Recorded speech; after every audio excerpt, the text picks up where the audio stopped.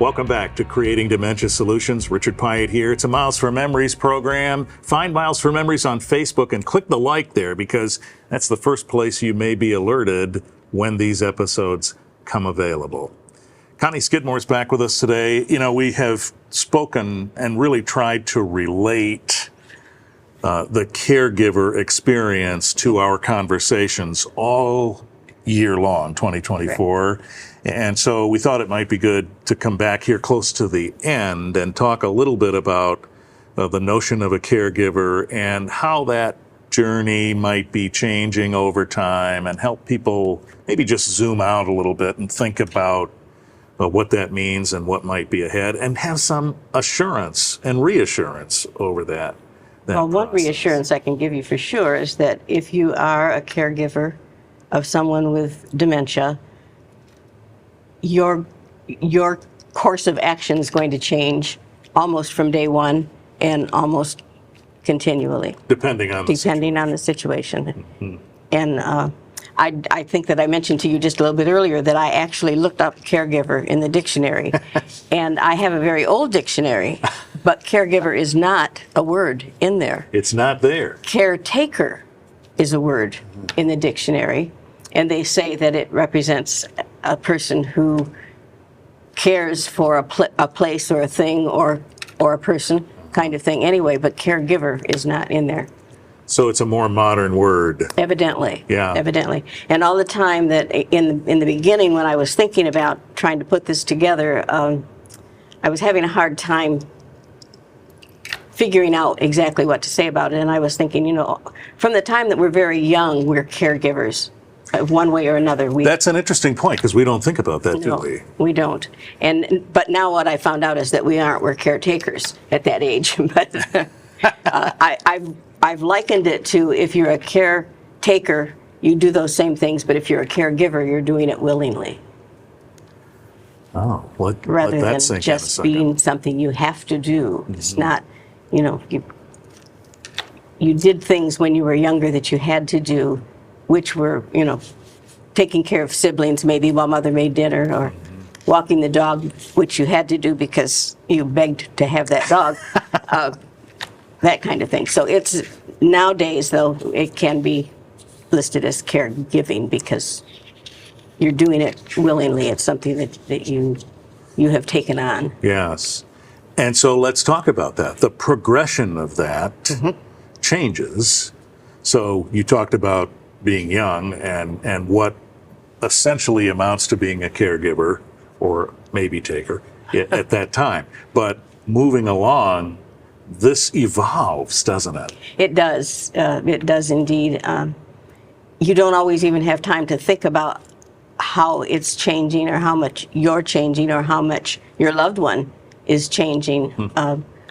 You have to, somewhere along the line, learn to read the signs, I think, about what's going on with them that's different, and what do you need to do to make it work. Yeah, so you become agile, I suppose, in pivoting to accommodate the need. You can only hope, yes, that's the thing. One of the things that I had thought of was that when you become a caregiver, you need to post a sign someplace with a Boy Scout motto which says, "Be prepared." And you don't always know what it is you're preparing for, but something is going to come about, and you're going to have to be nimble enough to think on it. Yes, that agility thing. So as that process is undertaken and those evolutions happen as a caregiver, we do get sharper, don't we, on that? I think so. I'd like to think so. I'd hate to think that I stumbled all the way through it, and I know that you're going through some of these things too. Yeah. It's a learning experience, and it has to be a learning experience on the caregiver side, because the person with dementia isn't going to be learning. They're just going to be doing. And you don't know how quickly these things are going to happen, how quickly it's going to change. You just have to be prepared. Read signs and figure out what it is. If something is bothering them one day, it may not bother them the next. on the other hand, if something is really good with them one day, it may no longer be good the next. So The other side is true too. exactly, it goes both ways. There's no two ways about it. So part of that agility, the nimbleness you referred to, sometimes might not be obvious, right? Right. I can imagine situations in which something changes and the caregiver may not know right away how to handle that. True? I can guarantee that's going to happen. Yeah. Somewhere along the line, yes, because you don't know what it is that's going to. Some days you're going to have to be prepared for the fact that they can no longer drive, and they've just realized that this is not just, this is for real, that they can't do it, and that's a tough thing for a lot of them to take in. You just have to be able to come up with something. It's important too to be able to still remember to laugh at some of these things, even if they're not funny. Sometimes if you laugh about something, it will lead your loved one to laugh at it as well. Yeah. And that can be helpful. So you raise a good point that you're setting the tone. Yes. Well, they're setting the tone, and you're hoping that you get it right, I think is more along the line of it. But yes. As far as the laughing part, right. Maybe you can help affect that. Mm-hmm. Yeah. It is the coping part of all of this for the caregiver is also something that is difficult, because let's just imagine the dynamic in a lot of cases where a caregiver is a spouse, and the partner in that pairing was someone that was supportive of you as a caregiver for so long, and now maybe there's a feeling that they're no longer capable of it in the same way. This is something that a caregiver is dealing with at the same time they're trying to be agile. Yes. Yeah. Yes. It's not a one-way street. It's not even a two-way street. I think it's a big intersection sometimes. What you're dealing with, the reality of it, what they're dealing with, and trying to figure it out. Mm-hmm. Some days you have to be the shoulder that they can cry on, and some days you have to be the cheerleader for when they had a great day, and just hope that it's going to happen again. Mm-hmm. It's iffy. It's really iffy, and you have to remind yourself that you're doing everything the best that you can, and that sometimes that's going to work and sometimes it's not going to work, and you have to give yourself a break here and there, and just say, yeah, I don't know. That can't be easy sometimes. No, it can't. Some time ago, a friend of mine, when I was going through this, gave me a refrigerator magnet. And it says, I wrote it down so that I would be sure that I got it right. But it said, courage does not roar. Sometimes it's that quiet voice at the end of the day that says, I'll try again tomorrow. Mm-hmm. And I think that all the caregivers should probably have that embroidered on a pillow or tattooed on, just make a sign, hang it next to the Boy Scout one that says, be prepared.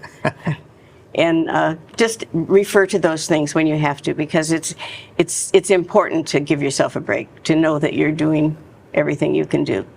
Well, and you lead me to where I was already headed, the idea that the importance of finding that interaction that helps support you in the role that you have as a caregiver. In a prior episode, we were talking about telephone reassurance, for example, and sometimes that reassurance comes from someone maybe you didn't know, right, who's calling you to help you feel supported and feel cared for yourself. Yeah.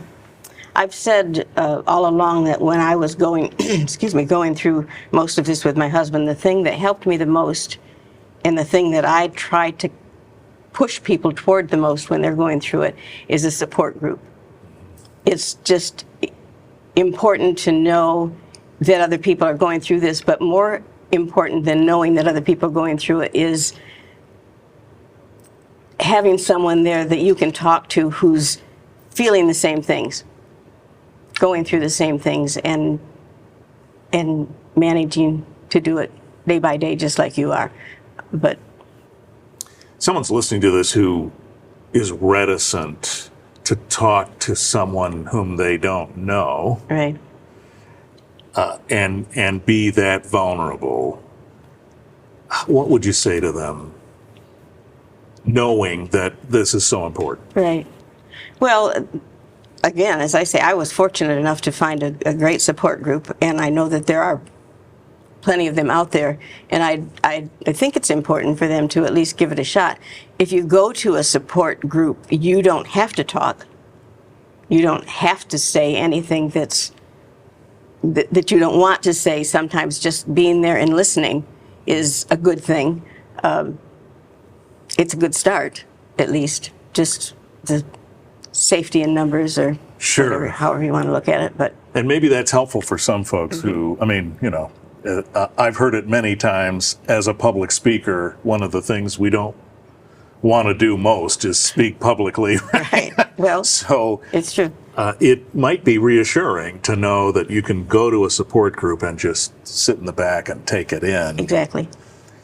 It's a good place to get started. Yeah. So when you did that, how did you absorb that? You went home and tried to evaluate maybe what you'd heard and how can I pull information? I think that in the beginning,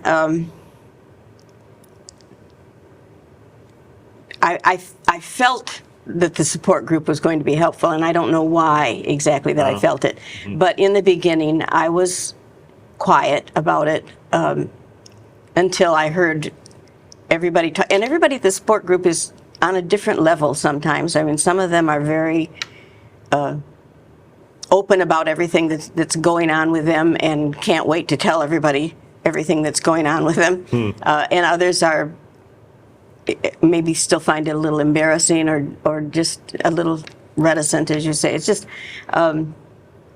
you find that happy spot there somewhere where you know what you want to say or what you're comfortable saying. But just, even if you don't ever say anything, but you just listen and you hear what's going on, you get some ideas about how they're handling things that you might not have thought of. It's a good thing. So the point is, there's no rules to the amount of communication you have to partake in. No. You can sit back and just take it all in. That's right. Just like there's no rules that says this is the way it's going to go Yeah. from day to day, because it doesn't. Someone's listening to this, a caregiver, and they know they still have quite a road ahead of them.